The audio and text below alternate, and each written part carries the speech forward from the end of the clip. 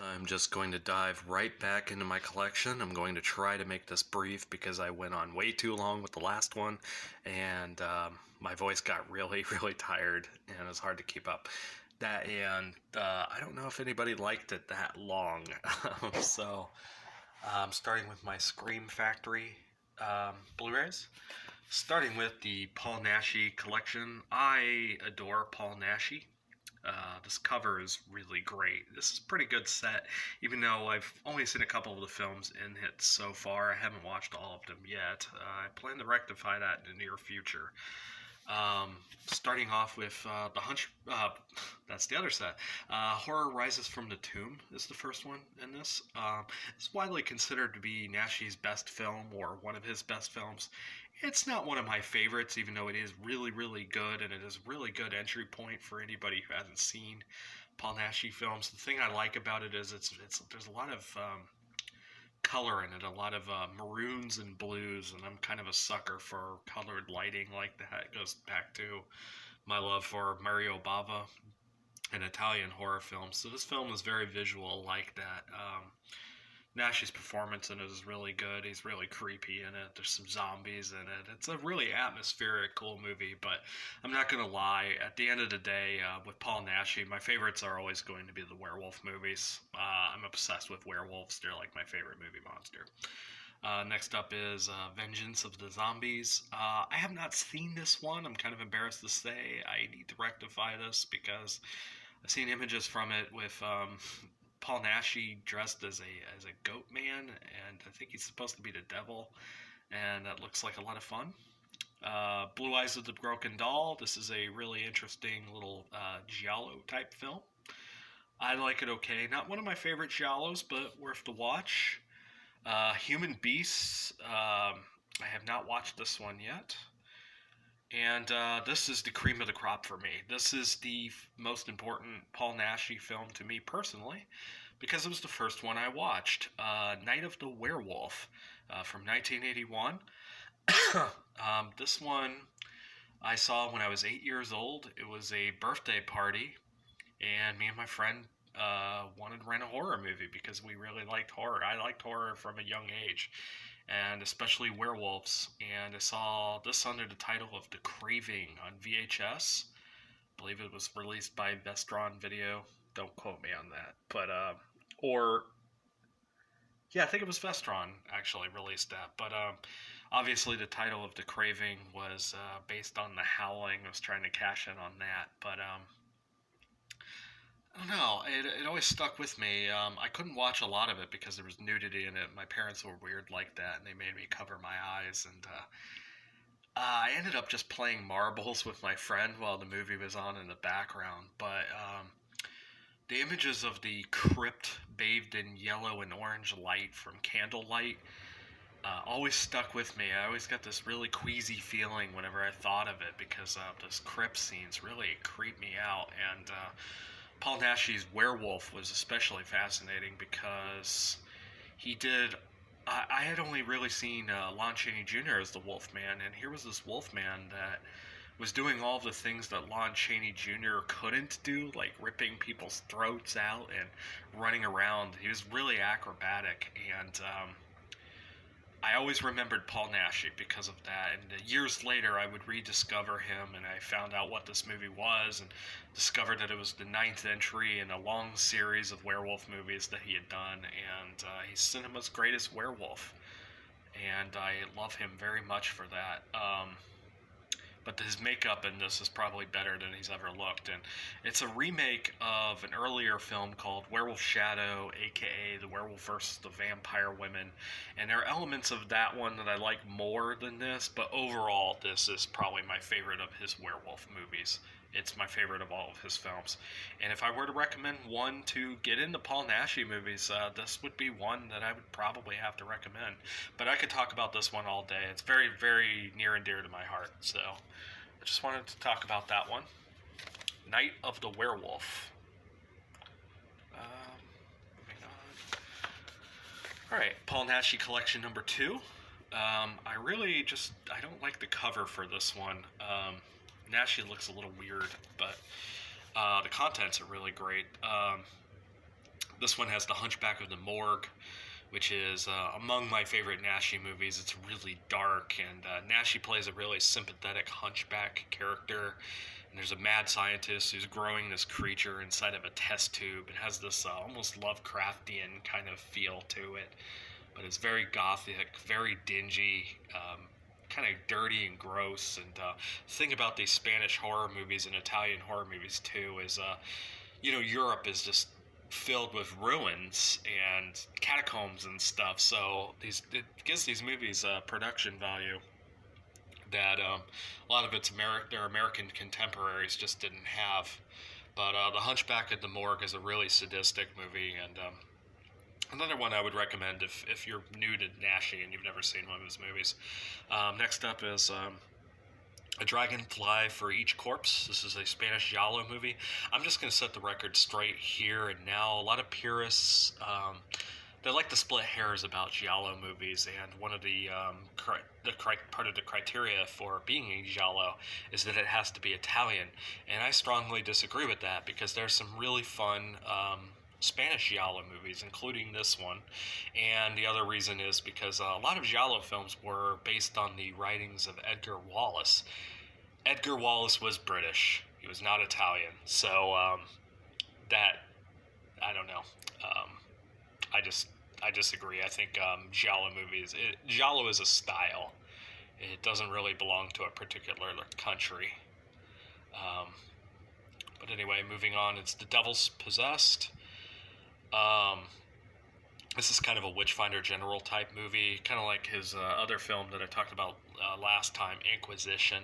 Kind of falls in line with that. It's pretty fun.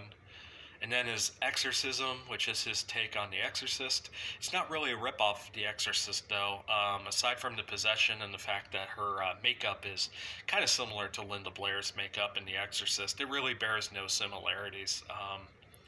There's a priest, obviously an exorcist, but she's more of a succubi kind of thing, and that's trying to seduce the priest. And weird little movie, but I like it.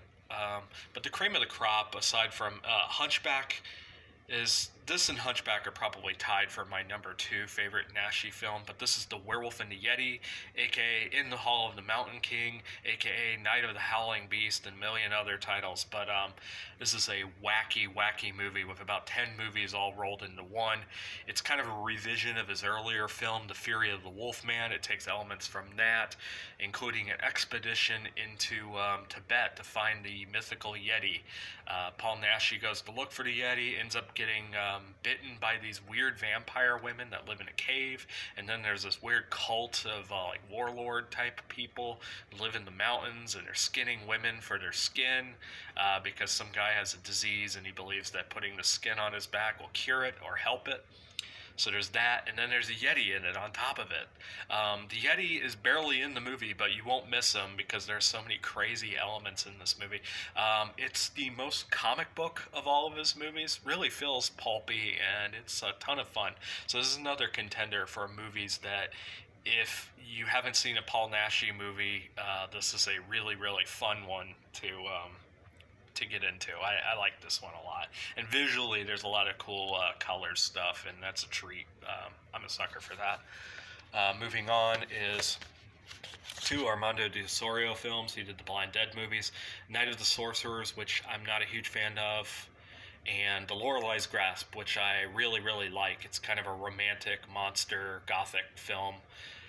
Stars Helga Linné, who's gorgeous, and she's in Paul Naschy's Horror Rises from the Tomb. She's in a bunch of Spanish horror movies.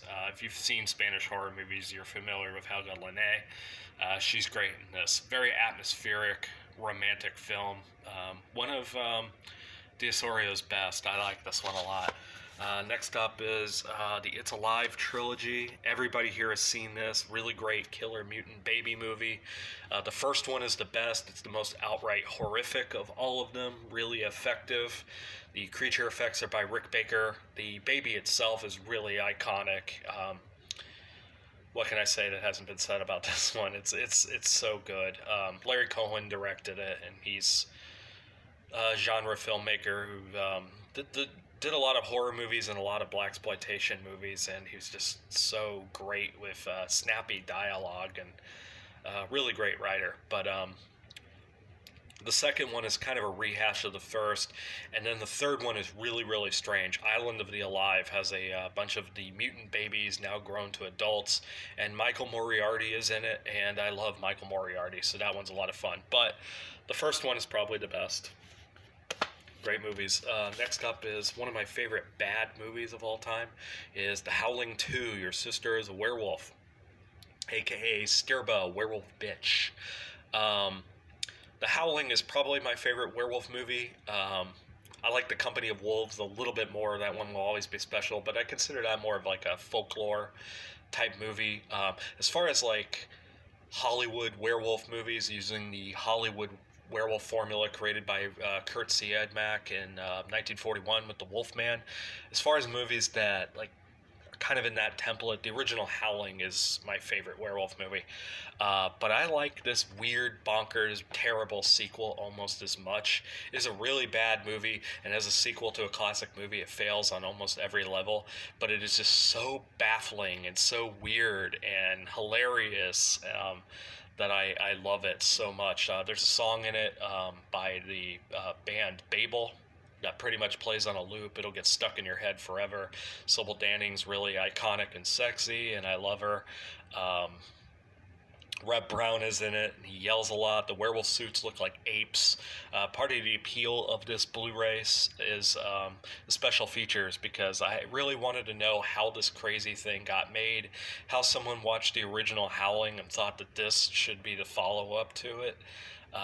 It's weird. It also has a weird orgy scene involving Marsha Hunt, who was in Hammer's Dracula 1972, and the guy who played Mickey in Pee-wee's Big Adventure. It is a cringeworthy scene that lasts way too long, but it is hysterical. And yeah, I like Howling too. It's one of the most entertaining bad movies, and it's just so weird. Oh, and I forgot to mention, Christopher Lee is in it, and he's really wooden, and he looks like he wants to be anywhere but there. Next up is Ninja 3: The Domination. I like the first two Ninja movies okay, but this is the one I had to have. It stars Lucinda Dickey, who's in the Break-In movies, Electric Boogaloo.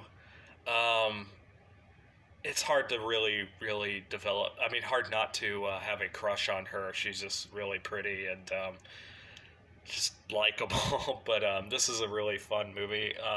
She gets possessed by the spirit of an evil ninja and starts killing people. So it's Ninja meets Exorcist, and it's just a ton of fun. I'm sure you guys have all seen this. Next up is my favorite Tobe Hooper film, Life Force. This is if you took a Hammer film, like one of the Hammer Gothic films, like one of their Dracula movies or like the Vampire Lovers, and put it in a blender with one of the Quatermass movies, and it added a bunch of really insane 80s optical special effects. The film is probably most memorable for Matilda May stars in it, and I'm just going to say right off the bat, Matilda May is probably the most beautiful woman I've ever seen in my life. She is stunning. She spends the entire movie in the nude, but that's just the cherry on top. What makes this movie cool is just the outrageous visuals, and it is just very crazy movie, and there are these mummy, zombie, vampire things, because the movie's about space vampires. London completely under siege. Crazy movie. But there's a debate that's been going on for a long time that I just want to clear up, at least according to myself. And it's that, a lot of people say that Tobe Hooper didn't direct Poltergeist, that Steven Spielberg actually directed Poltergeist, and I'm just going to say that's bullshit. A lot of people say there's no way that Tobe Hooper directed Poltergeist. He's an amateur and he couldn't handle the special effects. Yeah, that's bullshit. Tobe Hooper was a pro.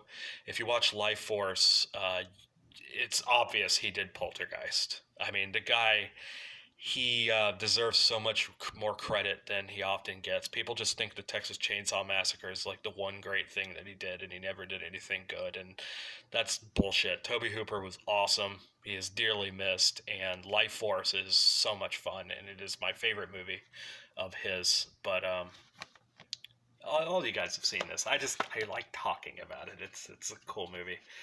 Next up is Carrie, Brian De Palma. Everything that could be said about this movie has already pretty much been said, but um, really visual movie. And this is why the remake doesn't work. You could take a similar script that's almost identical and completely suck the life and personality of it out, and that's what the remake of this is. It's missing all of the personality that Brian De Palma added to this movie, because what makes this movie so special is just the visuals and his editing choices. Not just the use of split screen, but the way in which he presents mundane things like just some guys going to the prom. It's sped up.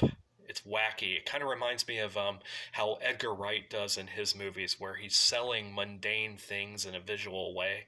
De Palma does that with this, and or even like the movie breaking into a weird musical number when the gym teacher is punishing the girls.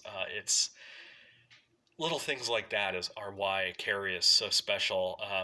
Not even discussing the great performance by Sissy Spacek, of course. You know, iconic performance. William Katt is really good in it.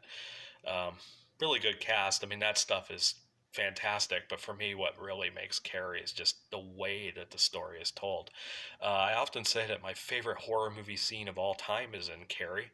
It's the dance scene, and as hokey as the song kind of is to some people, I feel like it captures that young, um, that fleeting feeling of young love, you know, where the whole world seems to be spinning, and you're discombobulated. It's just, there's something about that that I find so sweet and endearing, and it makes the tragedy that follows all the more heartbreaking. But Brian De Palma's Carrie, one of those rare adaptations I actually prefer to the book. It's just so good.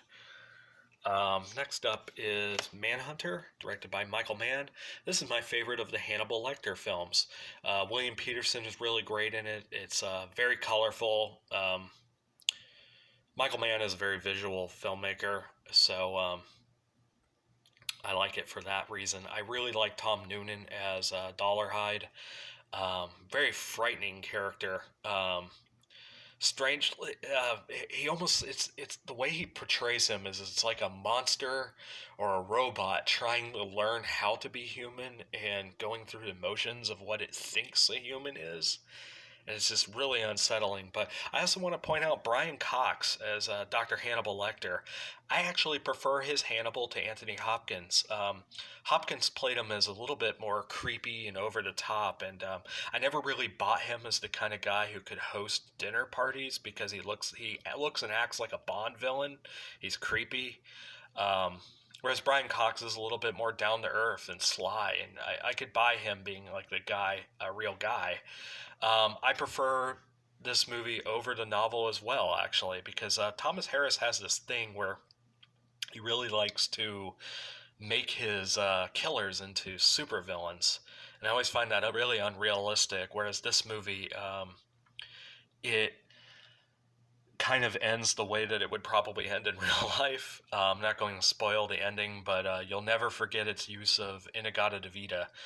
I really like this film's three-act structure. It's a perfect three-act structure. The first third is about Will Graham, played by William Peterson, and he's brilliant. And it's just all about him trying to find the killer, and all about his past and his trauma and everything. And then the second act is Dollarhide's story and who he is, and then those two stories in the third act, they come together. But there's a lot of visual stuff. I love Dr. Lecter's cell in this. It's this cold, sterile environment, as opposed to the gothic-looking castle that he's kept in Silence of the Lambs. But what's cool about it is these winding stairs that go up many, many, many floors, and Will Graham has to go up and down those every time he sees Lecter. So it's like his own personal winding hell, as he's going up and down these stairs, and then um, he has this panic attack and has to run on all of those stairs. And I find that so much more effective than the creepy environment that Lecter's kept in Silence of the Lambs. Which, I mean, I shouldn't compare the two. I just feel like Manhunter just kind of gets overshadowed by that film, and but I like it more. It's a really awesome movie. Anyway, moving on to Strays. This is a killer cat movie made for television. It is so much fun. The cat in the movie is played by an animal actor named Monty. He was a British short hair. He also played Church the cat in Pet Sematary. Beautiful cat, very well trained animal performer. I love him, and this movie's so much fun because Monty the cat is pissed off and decides to lead an army of other cats against this family. And I just love killer animal movies, and this one's so much fun. It's kind of unintentionally hilarious at times, and I like it. Next up is Ginger Snaps. This is a movie I'm sure everybody's seen. Canadian horror movie. What really sells it is the relationship, the two sisters, Emily Perkins and Catherine Isabel. The two of them have really great chemistry together. The werewolf effects are so-so. I'm not a big fan of the look of the werewolf, but this movie has a quirkiness to it that I really like, the sense of humor. And the two characters are just so likable, and they feel like real sisters. Another selling point is Mimi Rogers as the mom, and she's just such a hoot. She's so weird and fun. But yeah, Ginger Snaps is cute. I like it. Um, Next up is Class of 1984.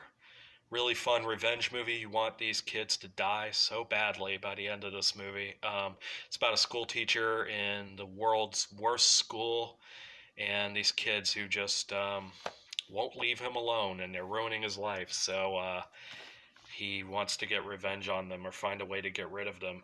It also stars Roddy McDowall. I'm just going to say I love Roddy McDowall so much, and that there's a warmth to him that I think very few actors possessed, where you just fall in love with him no matter what kind of character he's playing. There's just something about his voice and his mannerism. It's so hard not to fall in love with Roddy McDowall. He's just so sweet and just beautiful. I love him so much. But this movie was written by Tom Holland, who would also, of course, cast Roddy McDowall in Fright Night, where he plays one of his most memorable characters, Peter Vincent, who makes me cry because he's just, I love him so much.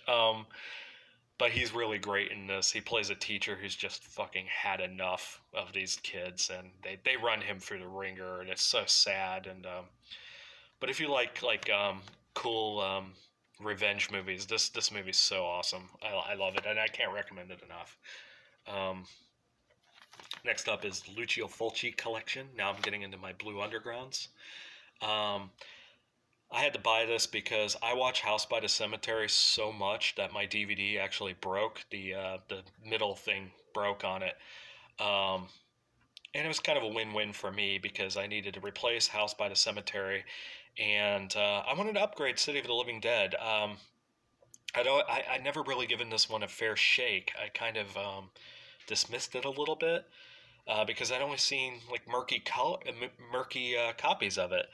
And even the DVD by Anchor Bay and Blue Underground just wasn't cutting it. And I started seeing stills from the Blu-ray, and I'm like, wow, I need to revisit this. And then it's actually really gorgeous and much more visual than I thought it would be.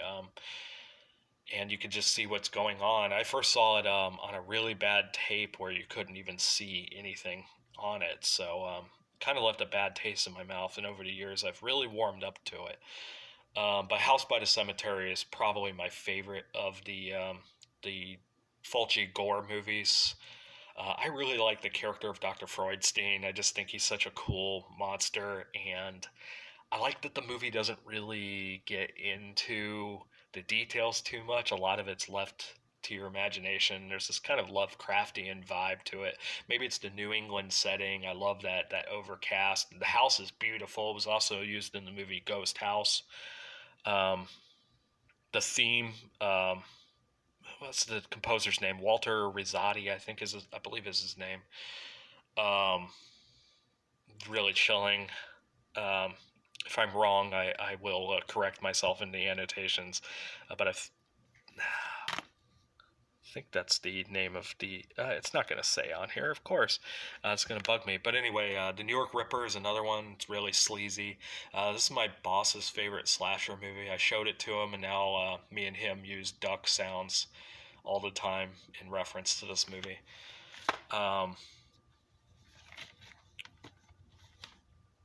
Anyway, next up is Fire and Ice. This is a Ralph Bakshi animated movie. This is probably my favorite Ralph Bakshi movie. It's lacking in the character and story department, but I really love the animation. The rotoscoping in this is beautiful. It is just stunning to look at, and just from that point of view, I really, really like it. The fact that it even has the gall to try to mimic Frank Frazetta's artwork and animation on such a low budget is just kind of insane and admirable. But it's really fun. It's not great, like I said. It's lacking in the plot, but it's just cool, and I really enjoy it. And then right next to it, I have Heavy Metal, just because just figured two like adult comic book movies should go side by side. I love Heavy Metal. Next up is Your Hunter from the Future. Kind of a post-apocalyptic, futuristic dinosaur movie with Reb Brown in it. Not one of my favorites, but it was a $5 bargain bin. This was released by Mill Creek, and I tell you, Mill Creek has really stepped it up over the years. I remember when they just did packs of public domain movies, but they've really grown up, and they've become one of the best boutique labels out there, especially on the budget. They're cheap, but they really do a good job, especially for the price. I'm really liking their releases. Next up is The Legend of Billie Jean. This is another Mill Creek bargain bin buy. I'm not a huge fan of this movie. I appreciate it, and I kind of like that Helen Slater, who I always adore. She'll always be Supergirl to me. I had the biggest crush on her as a kid, but I like that she's become kind of this feminist symbol, and people are using her for the Me Too movement. Hashtag fair is fair, you know. But I feel like the message of this movie, while I do appreciate it, is also kind of on the nose. This movie's really on the nose and kind of cheesy, but I still like it. It's fun, and I kind of like that, you know, she's been given new life, and people are using this movie for something that has needed to be done for a very long time. Get rid of all the horrible people in Hollywood who do these terrible things, and it's kind of cool that they're using this movie, or they did use this movie as part of the movement. It has a really good cast. Peter Coyote is in it, who's great, and then Yardley Smith, Keith Gordon, who I always love seeing. I'm a big fan of him, especially Dressed to Kill, and oh God, what's that other movie? I'm drawing a blank. Christine. How did I forget that? He's great in Christine, but he's fun in this too. And Christian Slater is in it, but really the star is Helen Slater. No relation. Anyway, moving on to Tanya Roberts in Sheena. I really like this movie. This is a childhood favorite. I used to watch when my parents didn't know. Tanya Roberts is gorgeous, but it runs a little too long. If I had any complaint, and given a choice between the two, I would probably choose Beastmaster over this, but I like having it. Next up is Hard Bodies. Decided to give this one a whirl because I was in the mood for some 80s sex comedies, and I'm not a big fan of this movie. This movie actually made me really uncomfortable, surprisingly, and I don't mean to be a prude, but there's something so gross about it. It's these middle-aged losers who are trying to pick up girls, and they're not cool at all, and it's just so uncomfortable, and in a way, and I hate to say this because there are some of these comedies from this time that I do like, but I'm almost glad that movies like this aren't made anymore. They're like a time capsule and a product of their time, but I don't know. I'm kind of glad, because this movie just made me uncomfortable. I didn't find it funny, and I didn't find it sweet or endearing. It just was really cringeworthy. Next up is At the Earth's Core. This is a really cool movie. Stars Carolyn Monroe, who I adore, another one of my crushes, but also Peter Cushing, who is another one of my crushes. I love Peter Cushing. He's my favorite actor of all time. I love the man. The man never gave a bad performance. He's in a lot of bad movies, a lot of great movies, a lot of different movies, but you could always count on him to be great. And he kind of reminds me of, how I talked about Roddy McDowall earlier. Peter Cushing has that demeanor too, where there's just something. Even when he's playing a bad guy, there's just, I mean, he could play the coldest, nastiest characters ever, but you just know that the man is just so sweet and warm, and I kind of get choked up sometimes talking about him because he's one of those actors that just means a great deal to me, and I could talk about him forever. But Doug McClure is in this. This is actually part of a series of films that Amicus did based on the works of Edgar Rice Burroughs, starting with The Land That Time Forgot. I prefer The Land That Time Forgot over this. It's just a really cool World War I era monster dinosaur movie, but you can't go wrong with any of these, though. The Amicus movies of this time were just so much fun. Then I just randomly have Taste the Blood of Dracula on Blu-ray. I have it on DVD. Most of my Hammer films are on DVD. I like this one okay. Ralph Bates is in it. He sadly departs the movie a bit too soon. I adore Ralph Bates, one of my favorite actors in these movies. I kind of fell in love with him when I watched Dr. Jekyll and Sister Hyde, which is such a delightfully weird Hammer movie. But Christopher Lee is always good. Lyndon Hayden is in it. She was in the Blood on Satan's Claw. She's great. Next up is The Vampire Circus. Speaking of Hammer films, I got this really cheap, and I'm really glad I got it.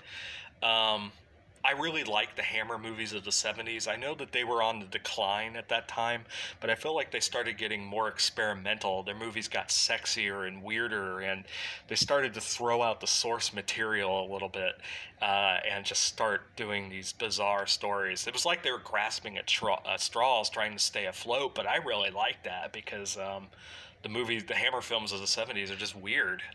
You get stuff like The Vampire Circus and Captain Kronos Vampire Hunter and Dr. Jekyll and Sister Hyde, all these awesome movies. If I had any complaint with this movie, it's that there's this really cool tiger woman.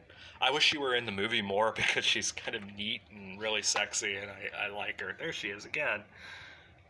Right there. Next up is randomly, I got this cheap. This is Paul Verhoeven's Showgirls. I love this movie. It is a really bad movie, but it's so much fun. And I think a lot of the laughs are more intentional than people give it credit for. Paul Verhoeven is kind of a master of satire. If you've ever seen RoboCop or Starship Troopers, you know what kind of films he makes. And I kind of feel like Showgirls falls in line with this. It's a satire, and it kind of works, even though it's really uncomfortable and doesn't always work. And I don't know how much of it is intentionally funny and how much of it isn't, but I find it a lot of fun. And there's this weird reworking of the Bette Davis film All About Eve, which the gall to take a classic film like All About Eve and make it this movie about Vegas showgirls, and with like 80% nudity in it. But it's God, it's so much fun. You can't have a bad time watching Showgirls. I enjoy it. And that concludes my exploitation type Blu-rays that I have. Actually, this is all of my Blu-rays. Next up is Legend of Boggy Creek. I need to upgrade this. I didn't know for the longest time. I always thought that The Legend of Boggy Creek was public domain, but it turns out it's not. This was released by Cheesy Flicks. They're kind of dubious. I'm kind of torn because this movie has a documentary style, really creepy movie. Probably the best Bigfoot movie ever made, which isn't saying much because there are a lot of bad Bigfoot movies. But I'm kind of torn because the Blu-ray cleans it up to its original pristine glory that hasn't been seen since the theaters in the 1970s. But part of me really likes how grainy it is because it kind of helps sell the authenticity of it. But I'm looking forward to getting the Blu-ray of this. Next up is a set called Bad Girls Behind Bars. It's a bunch of women in prison movies. I have not watched any of them. They include Amazon Jail, Bear Behind Bars, 99 Women, Sadomania, and Women Behind Bars. These are a lot of these are Jess Franco movies, and I haven't watched them yet. I really have to be in the mood for women in prison movies. They're kind of a flip of the coin on whether you're going to get a fun one or a really miserable one. And I have a feeling those are going to lean more towards the miserable side because I've seen a lot of Euro women in prison movies and they're not fun. But it was cheap and I got it. Next up is 50 Shades of Desaad. This was meant to cash in on the 50 Shades of Grey, which is hilarious because most of the people reading 50 Shades of Grey would not be prepared for these Jess Franco, like, avant-garde, weird, shocking movies. There's no way that the slick Hollywood folk would ever want these.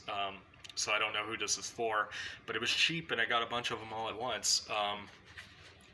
I haven't watched any of these besides one of my favorite. It includes Marquis de Sade's Justine, Eugenie de Sade, and Justine de Sade. And the only one I'm really familiar with is Eugenie de Sade, which I've watched a bunch. This is one of my favorite Jess Franco movies.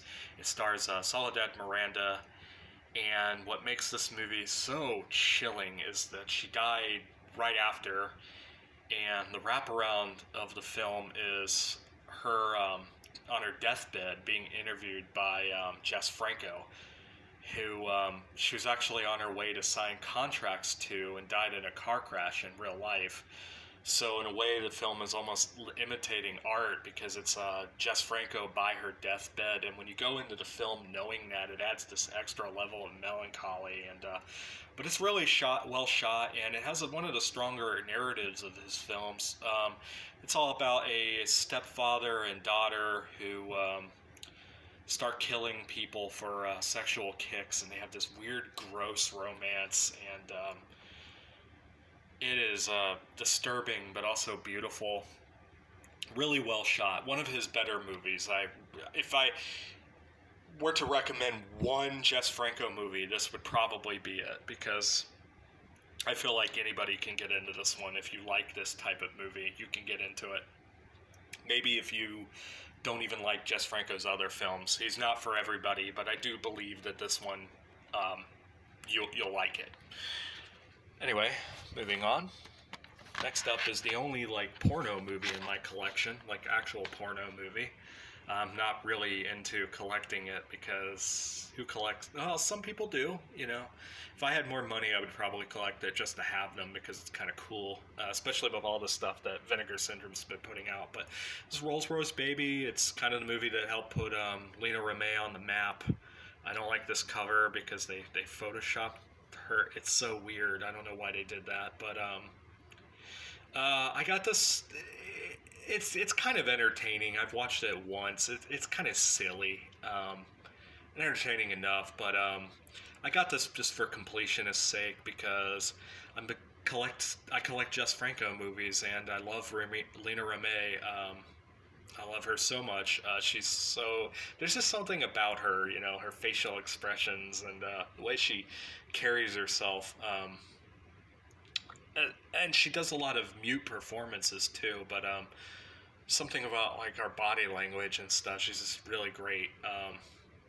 But I just, for historical purposes, I had to have this, and I happened to stumble upon it.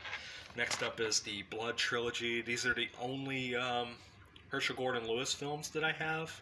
I never did get that big cereal box that Anchor Bay, that Arrow Video put out. I wanted to, but I kind of was like, those big boxes is so hard to find room for a place to put them. My favorite of the bunch is 2000 Maniacs. You guys have seen these movies. 2000 Maniacs is a lot of fun, but this is from back when Something Weird did stuff. I really miss the Something Weird video. Really missed them. They were a lot of fun. This is another Something Weird release. Frank Henenlotter's Basket Case. This is my favorite of his horror films. My favorite of his films is Frankenhooker. Basket Case is awesome. It really, really captures 42nd Street quite well. I was just joking about it the other day, how I really want to create a line of designer perfumes based on horror movies, and kind of based on what I think certain horror movies smell like, and try to imagine what Basket Case smells like. This movie's seedy and gross, and if you just want a feel of what 42nd Street was like, I think this and like the New York Ripper just capture that. So this movie, outside of being a really fun monster movie, from the great Frank Henenlotter, who I love to pieces. He's just so good. He's so much fun, and seems like a really sweet guy. I love hearing him talk. His documentary on sexploitation is great. But aside from all of that, I feel like this is a perfect time capsule to a bygone era. Next up is Brain Damage. This is another one of his movies. It's probably his most visual movie. It's really trippy. The big standout for me is there's a creature in it called Aylmer, who's played by John Zachary, the great horror host, and he's every scene that this thing is on screen, I'm loving it. Pretty cool movie, but not my favorite. That's from Synapse Films. And then Cream of the Crop, good old Frankenhooker. I love Patty Mullins. Every scene that Frankenhooker is on screen, I'm happy. She's not in the movie a lot. She doesn't appear until towards the end of the movie. The whole movie, it's kind of like the Bride of Frankenstein, where you're spending a lot of time building up to her. But her performance is just so weird and so likable, and it's hard not to develop a bit of a crush on her, even if she is a monster stitched together from body parts with purple hair. I love the purple hair and the bangs. There's something kind of almost iconic about the look of Frankenhooker.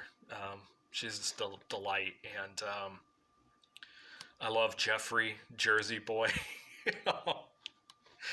That actor whose name is escaping me right now. It is not saying. Oh, James Lawrence. James Lawrence. He's also in Street Trash. He's really fantastic. I love him a lot. Frankenhooker. Love her. Next up is Street Trash. This is a really fun movie. My favorite scene in the movie, this movie is known for its goopiness and grossness. My favorite scene in the movie is actually a comedic scene where the black guy who always wears a gas mask in the movie walks into a grocery store and tries to steal chicken, and then he starts gaslighting this old woman, and it is such a hysterical exchange, and it's hard to believe that actor never really did anything else because his comedic timing is just brilliant, and that scene almost stands out as like a little short film in this weird movie. And yeah, I like Street Trash quite a bit. Goopy, fun, gross movie, really dirty movie. I wouldn't want this one to have a perfume made from it, but it's a lot of fun. And then Christmas Evil. This is my favorite Christmas horror movie outside of Gremlins, because Gremlins is untouchable, but kind of gets overshadowed by Silent Night, Deadly Night. I like this one a lot more. It's a good character study. It's barely a horror movie. It's all about this guy's like descent into madness, and he truly believes he's Santa Claus, that he's like this chosen one, and it's his job to be Santa and to take care of the kids and to punish the naughty kids. Not a slasher movie though.